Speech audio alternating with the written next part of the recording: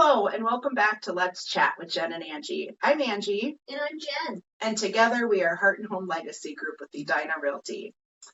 This week we are super excited to have Brian Fleming with us. And Brian is, ready for a super important role, he is the Executive Director of the Sherburne County Economic Development Authority. Woo!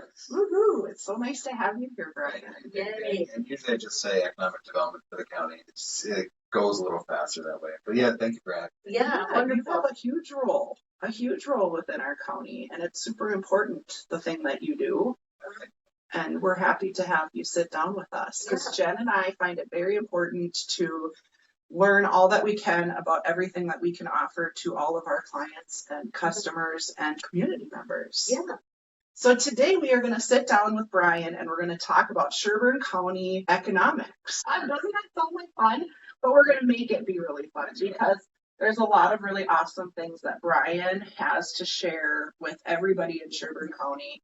And we're excited to sit down and share those things with you. Yeah. But first, don't you have a disclaimer you'd like to Oh, sure, share? Absolutely. The very important disclaimer is that, should make sure I phrase this correctly, the views expressed here are my own and not representative of the county or any other employees of the county. I think that's this good disclaimer there. And the other good disclaimer for economic development is how do we describe it to the county? It's making sure that Sherburne County is the county of choice for both our employers and our residents.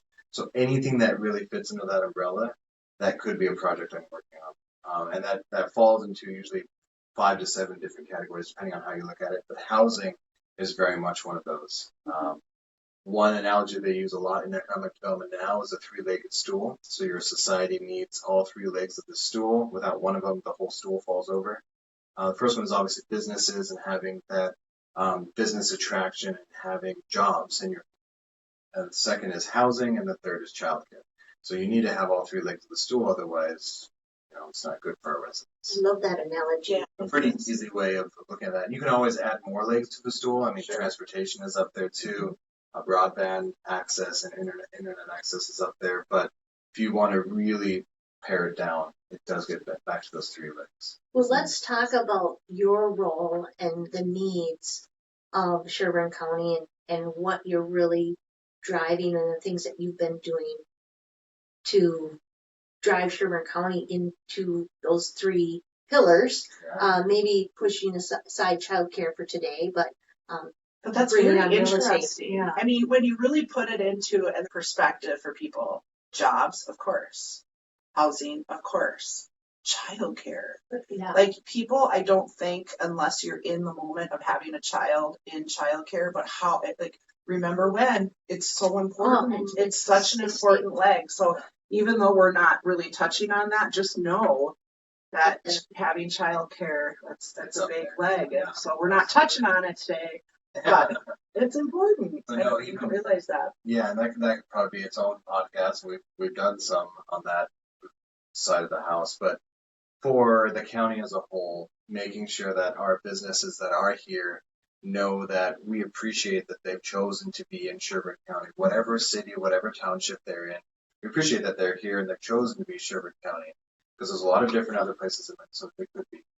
And so we first highlight them and say, thank you for being here. What can we do to help you stay here and keep growing here? A big part of that is we offer a revolving loan fund program, which kind of falls under gap financing. So the businesses will probably recognize this type of language, but really it's when a business wants to grow and expand, they're going to take out a conventional loan from one of their bank lenders. What gap financing can do is it can help them to put less money down for that loan and keep more in the business so that they can keep growing and keep expanding. So we come in that regard for gap financing. We've helped a lot of businesses throughout the county to grow in this way. So paring it down for a small business, is there a certain amount of money? So I'm thinking about my friends who are small business owners. Can it be small business, big business? Meaning, is there criteria that they have to meet to get these loans? Yeah, that's a great question. So the criteria really comes down to we need to make sure that their project directly leads to more job growth. Okay. And that's kind of a flexible number depending on the industry. We've seen applications be passed through that are as small as 5 new jobs to as many as 50 or 100 new jobs. So it really does need to be linked to if you were to get this loan and the gap financing, it would keep growing and get more jobs. Okay. And then after that, it really comes down to the impact of that industry on our economy. So we use a software program called Implan, and it shows us how much of an impact that business makes in our community, both directly, so how much people actually do commerce with that business, and then indirectly. So if it's, say, a counseling center, yes, the clients that go to that counseling center, but then where else do they spend money going there? So we can kind of see that induced type of impact as well. So we really try and look at it all, but it does very much need to be tied back to job creation. And who approves these loans? Yeah, so we get the application. I work with the businesses to try and make sure that they qualify and they're a good fit for it. And then I put together a package and actually present it to our Economic Development Authority board. And our board approves or denies the application. And then after that point, it goes through and we can go ahead and start granting those funds. So usually I work very closely with the businesses to make sure that it makes sense for us to be presented. And I guess the reason I'm asking all these questions is for some of these businesses, it sounds very scary. Right. And I want them to hear on the podcast, going through this alone, they have some resources that I think Sherburne County has some of the best resources out there that would help them navigate through this process. Absolutely. And that's a big part of it is if you go on our economic development website, you can see the revolving loan fund. But most of it directs back to just give me a call. Yes, just call me. yes. Let's sit down. Let's figure out where they're at because it may be a thing where our revolving loan fund isn't a great match for them. But maybe we can get them connected with one of our other local lenders here. Maybe they can work with our small business development center, which will help look at their books and help get their financial statements in order to look at bank financing. There's also, which is throughout our region, and they offer microloans. So maybe there's a business out there that doesn't need a $200,000 loan. Right. Maybe they just $20,000 to get started. Right. And then we connect them more with Initiative Foundation and the microloans. I love that. So the whole goal for the county or any county, but your role is to help businesses, small, big, or whatever, be successful. Absolutely. And so right now we're saying you have Brian, who's like a nice one-stop shop of information to help you. It's not scary. Just call and reach out. That's right. Yeah. Just call and we'll sit down at the office or whatever else because we want economic development to be kind of a nucleus or nexus of information. We don't have all the answers in-house, but we can work with our community partners to see what would best fit our businesses. Okay. And for some of that too, that even includes entrepreneurship. So those that are thinking of starting a business and have no idea how to do that, we're a great place to start there too. I work with a lot of folks to incorporate the LLCs or look at what works best for them. Obviously, I can't give tax or legal advice, but barring that, we can get pretty far down the road of establishing a business for you or what that would look for you. Maybe it's not right now, but maybe in 2 years' time, you'll be more ready for it. Yeah. So. Isn't that cool? Because I don't think a lot of people realize that there is a you there for them. And one thing that Jen and I don't talk a lot about is our commercial real estate license. We do have a commercial real estate license. We do sell commercial. It's not a big part of our business because it's a completely different animal. So we very much focus on single family homes, but we do delve in a couple times a year into commercial, and it's very fascinating and we love it. But it's so daunting. So many people in the commercial world, just like with residential homes, are scared of that first step because they're afraid they're going to not make it or it's going to be a no. But you don't know if you don't try. And when you have a Brian on the business side to help you with that, that's huge. Yeah, and on the residential side, businesses, if you look at the state Secretary of State's LLC filings, and you start mapping it out on some map, a lot of those are actually in residential homes, people just having a business on the side. And of course, it's going to be your home address because it stays at your home. So we like to help people with that too and make sure that they are. So we work with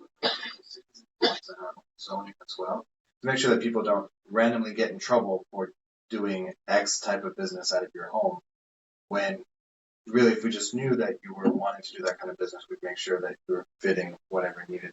You know, if it's an interim use permit or some sort of permit, just making sure that that's good too. So let's say somebody is thinking about doing it. They reach out to you and then you would help them to connect into what's going to make most sense for what their Sure. home-based business is. Yeah. We work with them to see what makes sense for them. And oftentimes, if it's just a business idea, it makes sense to start with a minimum viable product, an MVP. So your minimum viable product is, do people even want what you think you're going to sell? Because if we can start you off with that little bit, so maybe getting a stall at a farmer's market at one of our local cities for one Saturday. And if you get a few customers and they actually buy your product, all right, let's keep you going, because for those small businesses, we like the idea of the crawl, walk, run model. Everyone wants to just go straight for a storefront. Right. Myself included. I've been there before too. I'm like, yeah, we'll just do a store and it's going to be great. But actually, research shows if you can start on that smaller scale, do the farmer's market stall, get some feedback from the customers. Do they like what you're offering? What are their suggestions for what they actually want to see you make? And then tweak that to the point where it actually makes sense to then do maybe it's a food truck if you're a food business, and then work your way up to that. Yeah, it makes sense. Yeah, because I wanted to delve into that a little bit, because there are so many people, because entrepreneurship is like one of the big things, not only in our county, but in our entire country. And people want to do those things, but they don't always know where to start. So they have this great big idea and they're going to do this and they're going to do that. And it's nice to have somebody to say, well, let's start here because we want you to be successful in our county. Build your business here. It helps everybody. Yeah, I'm a fan of meeting with entrepreneurs of all kinds. I was at a conference last week and presented on entrepreneurship for our county, and I wrote down all the different individuals I've met with in the last year, and the business ideas have ranged wildly. 2 weeks ago, we now have a new farrier in town. Do you guys know what a farrier is? Yes, they do. They do horses' feet. Yes. They trim and they're amazing. The farriers are amazing. Yeah, absolutely. So he called me out of the blue and said, I'm looking to start a farrier business. I said, great. And as I was talking with him, I was Googling what a farrier is, because businesses, to be an entrepreneur, there are businesses in all types of areas that maybe people don't consider. And so it's always a unique challenge to me to learn about that and then say, okay, where can we plug you in, and where would it make sense for you to be as a business? Where are you going to get the best bang for your buck? Yeah, exactly. Yeah. And where are your customers? And are you sure? Are you absolutely sure that your customers want what you're offering? That's a big one too, especially for people that make things or offer services. Make sure that you have customers that actually want that. Listen to their feedback. Yeah. So thank you for touching base on all of the commercial side. Well, not all of it. That's just a small little piece of what you can offer for commercial. We also want to talk about single family in Sherburne County with you. And Brian had just finished up a big survey, market survey about Sherburne County. And it had a lot of interesting information. What were your top finds? Yeah, so and I don't know if the video can see it, but I brought our beautiful packet. Simple. Yeah, our light reading for the night. I'm going to link the actual to go right to YouTube, and you can see Brian's fabulous face, and he's going to walk you through the entire thing. It's informational. And it goes up to 2030, and it talks about Sherburne County and our housing needs. So we've now touched a little bit on commercial, and now we're talking about housing needs. So what did it say that Sherburne County needs for housing? Because we're running short. Right. All the things. And I should say, so our housing study is done through Maxfield Research and Consulting. So they do this as a business. They work with different communities for these types of housing studies. And so we contracted with them, and it's a comprehensive needs analysis of going into the year 2030. How much new housing will we need to keep up with our population growth and our projected population growth? And in Sherburne County, which for those of you that maybe are listening that don't know where Sherburne County is, we're situated between Greater St. Cloud and the outer ring of the Twin Cities. So we're the place that everything is growing into. And so we're in a very lucky position in the state of Minnesota to have a projected population growth into 2030 by at least 10%. So we're expected to grow by at least 10% going into 2030, which our population right now stands at 103,000 or so. Wow. And so add 10% to that, and we're looking at 2030. So all of those new arrivals, yes, but also families just growing. The families that are here are growing. Making sure that there's housing and housing options for everyone. So one of the pages from our housing study really breaks down going into 2030, we need over 5,000 new housing units throughout the full county. And that's broken down into, so if you have 5,000, 2/3 of that are your for sale properties, and 1/3 of that would be more rental properties. So we do need both. Yeah, more absolutely. of both.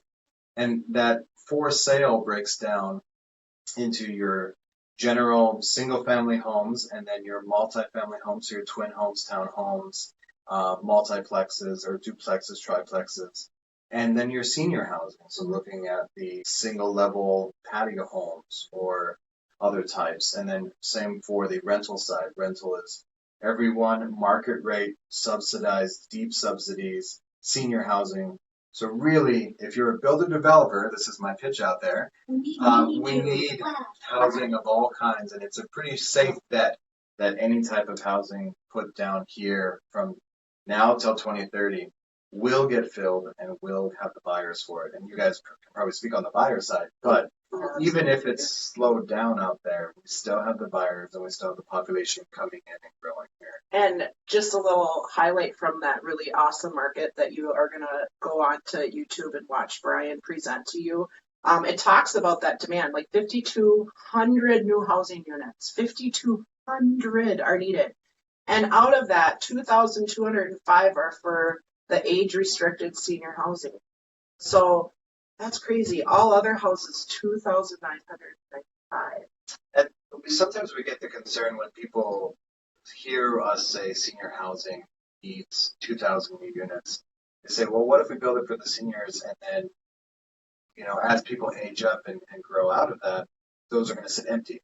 We're not seeing that. We're seeing that if you build the patio homes, if you build the one-level homes, younger and younger generations of families want those too. Right. And you guys probably hear that too. So it's a safe bet to move forward with those patio homes, those age-in-place type of homes, because even our younger families or young working professionals are saying they want that too. Yes, because not everybody wants to have the huge houses. They're Right. okay with having a one-level home. It's definitely changing. It is the generations. Yes. You can see a generational shift in what people are.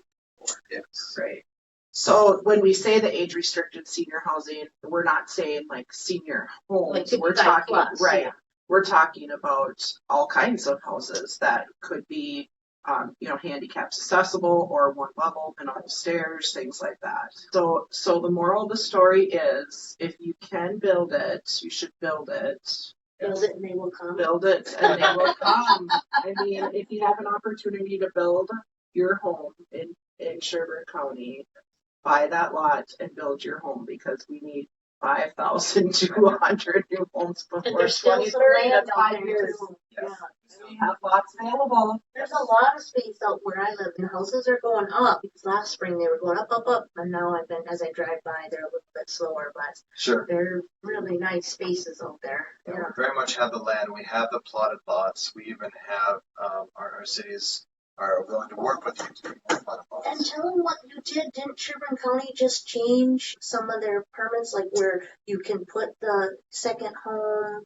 I know that was a big change that a lot of people talking about. Absolutely. The mother-in-law's. Accessory dwelling units. Yes. The ADUs. So accessory dwelling units are a secondary home or small livable space on a property. And so that's like your mother-in-law suites, your granny flats. I've heard them call a few different things, but it's for Sherburne County, we've passed our ADU ordinance, which means that any area in Sherburne County that falls under county zoning, which most of our townships, individuals can apply to go ahead and build an ADU I on know their that was a property. big deal. It's big, and the city of St. Cloud, which also is in Sherburne County, has also passed that. I believe a few of our other cities have too. So you can always ask your specific city if you're allowed to build an ADU on your property, and that helps with that housing picture to have the multi-generational housing or maybe rental potential. And honestly, given the need to be able to afford some of these houses and the land and construction and building, it all helps. Absolutely. Well, and the ADUs, that was a big, because a lot of people want to take care of their family members, or they want them to come live. Some of them even helping with kids or things like And that. having They them just right weren't there. able to, and now Yeah. being able to do that is really Yes. unique to Sherburne County. So that's awesome. Yeah, absolutely. We're seeing more and more communities and cities embrace that. And I think some of our cities are also working on that as well. It's just a way. Yes, absolutely. So now tell us a little bit more about with the single families. We were talking about different ways that we can help people that already own their homes. What are different ways that Sherburne County can help people that already own their homes, but maybe they need some things done to it? That's right. Yes, we want to help those people too. An excellent transition point for us that we're very excited to have a new program that started this year called our Homeowner Rehabilitation Loan Program. Another good mouthful there, but really it's for our existing homeowners throughout the county that are needing to do some work on your property, whether you're looking to sell it or not. And work that falls into one of three categories. If you have any failing or faulty systems, so really the way we define that is anything that's presenting a hazard or a danger.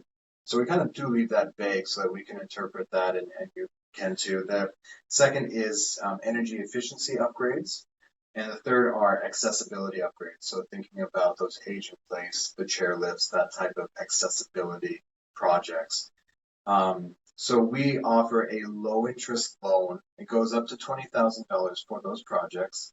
It's at 3.5% interest, and it's that low because it's actually a special assessment on the property, which means that instead of a traditional loan that you would just pay back kind of like normal, this is a special assessment. So it actually goes on the tax roll and you pay it off with your yearly taxes.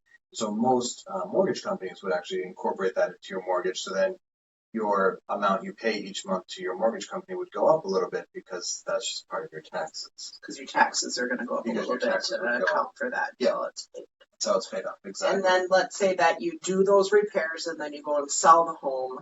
It would just you would just pay off that loan with your house sale, your proceeds. Yeah, and that's an excellent point too. We've specifically removed verbiage that would stop you from selling that home until you came current on those taxes. So it is a negotiating point between sellers and buyers at that point of how and where that gets paid off.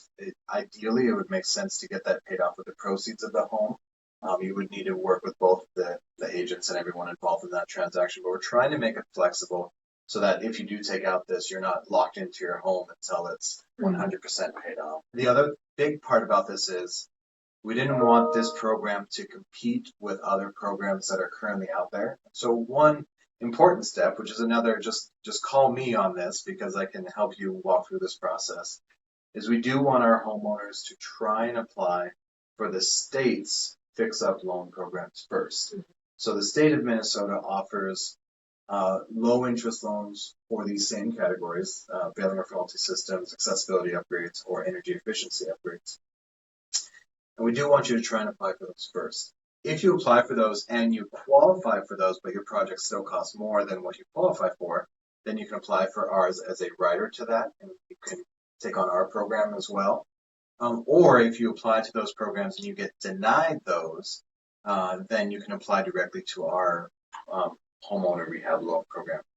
We see individuals get denied for a few different reasons. One of them being credit score. So for the Minnesota state programs, you either need a 620 or a 680 credit score, depending on if it's a secured or unsecured loan, so the type of loan that you're applying for. If you don't meet those qualifications, you don't qualify. They also have a specific debt to income ratio of, I think, said 48%.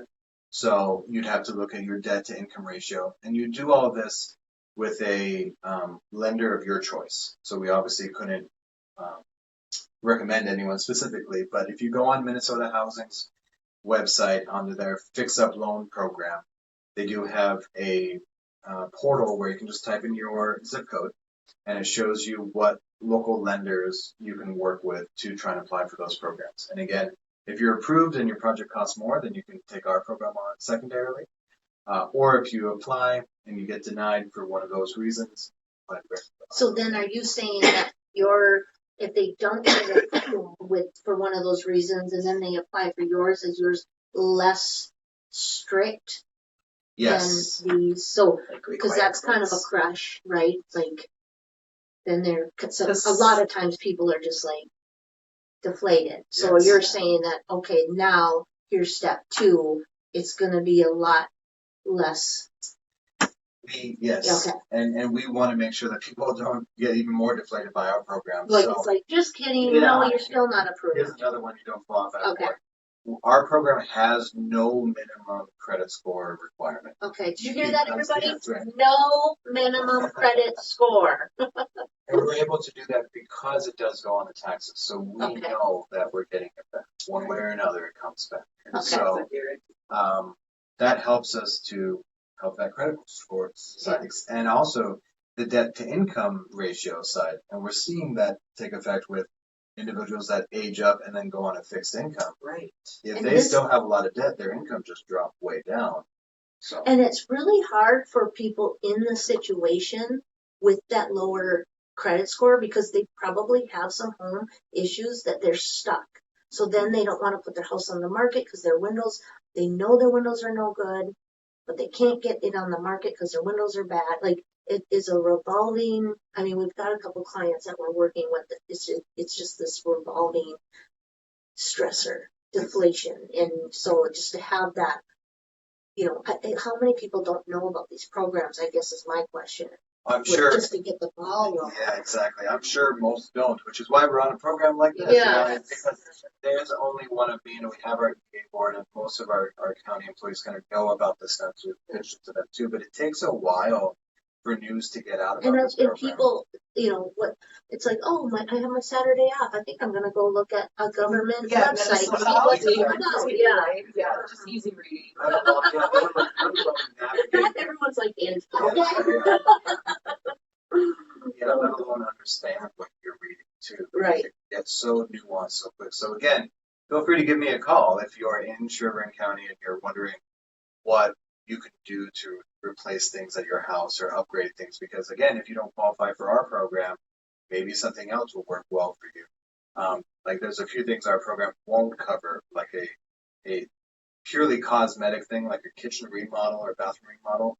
Our program isn't going to touch. But we can help still see what other programs are out there, connect you with some local lenders, that type of thing. And I think it really helps us agents, and we were talking about that because, again, maybe it's not necessarily us, but when we go and sit down with our listings and we know that these are the struggles that they're having, or our lenders, these are just tools for our tool belts that we can say, here, reach out to. Well, and how many times we sit down with a seller who really isn't wanting to sell, but they're feeling overloaded because this and this. And Jen and I, of course, our job is to help people buy and sell houses, but sometimes it's just not the right time for them or they don't want to, or they don't want to. And so, you know what, as purpose-driven agents and people that try to do good by others, we help them to find the right way. And it's really important to have county programs that can help them. I mean, how many times have we gone into older people's houses? Oh, yeah. And here's a big thing, like older people's houses, and they're not emotionally ready to sell. They can still do it, but there's stairs, there's this, and they don't have the money to put in a stair lift, or to remodel the bathroom. And, just even if we could get them a couple more years before they were to sell or whatever Just it the is. tub like where just, they could get into the tub. yes, or toilets that are because a lot of people don't have the money just sitting in a bank account able to do it. And so it's really important to spread the word that there are different programs out there to help This everybody. was really informational. Thank you. Yeah, you're welcome. And we're happy to talk with other counties and agencies about duplicating this type of initiative in other Minnesota-based municipalities. That does remind me. So if we happen to have people on this listening to this podcast and they're like, oh, I love Sherburne County, but I live in Wright County, would you be able to lead them to a person like you? Because, are there loans and, obviously steer them in the right direction? I know we're talking about Sherburne County specifically. Do they have a Brian in Ray County? They do have anywhere. Yeah, sorry. All counties Yeah, have or Brian. anywhere. Yeah, generally, so Minnesota does a very good job at this. I've lived in a few different states, and Minnesota is definitely the one that has understood this and has done it well. And I say Minnesota, but every county they're in. If you just type in your county and put economic development at the end of it, see what pops up. And if there is an economic development agency or a person like me, that will pop up as was one of the top search results for your county. I'd say that most counties in Minnesota have some version of economic development, some version of me. You had mentioned Wright County. Wright County has Wright County Economic Development Partnership. And so they're a good example of some counties do a nonprofit partnership with the county. So Wright County Economic Partnership is actually a nonprofit that partners with the county as well as the cities they're in. So, but it ends up looking very similar to what we do. And every county is different with the different programs we offer. Every county is trying to work on this housing riddle. And I should say too, for builders developers out there, we understand you're not making a ton of money with building and developing, and that's why there's a slowdown, because I've seen the profit margins, they're just not there. And we appreciate that you stay in the business even though you make much better profits going somewhere else. We want to have those conversations because we see that sometimes through the state, through Minnesota Housing, there are different grant programs that come out for big housing developments. And we see the projects that win those are developer-led specific projects that then communities get behind and support. It's not really the other way around as far as most of the grants that are winning. It's a developer, a nonprofit, an agency that puts up a project, has a project in mind, and the communities around it support that and push that forward. And those are the ones that are winning some of those state grants. And really, state grants is about the only grants we're seeing out there for development. Thank you so much. Isn't that interesting? And just don't give up on your counties. If you're feeling a hardship, if you're feeling stressed, don't give up on going directly to your county for help. And if they want you to start someplace, like start at the state level, they're going to help you, walk you through that. So don't give up on your local county and helping you, because they all want, especially Sherburne County, to better all the people that are living in it, because this is our community. These are all our peoples. Yeah. Awesome. Well, I'm going to put Brian's contact information up on the screen. Make sure you reach out to him if there's anything that you need. Thank you, Brian, for sitting down with us. This is awesome. And we're so glad to have you in our world now. And I like to leave out on the tagline, because we have it for Sherburne County. That holds true. Sherburne County, I think you'll see it on more billboards where it's billboards. But opportunity awaits. And that's kind of what we're driving for Sherburne County. So I appreciate the opportunity. All right. Well, thank you, everybody. And we hope that you enjoyed this episode, and we'll see you real soon. Bye. Bye.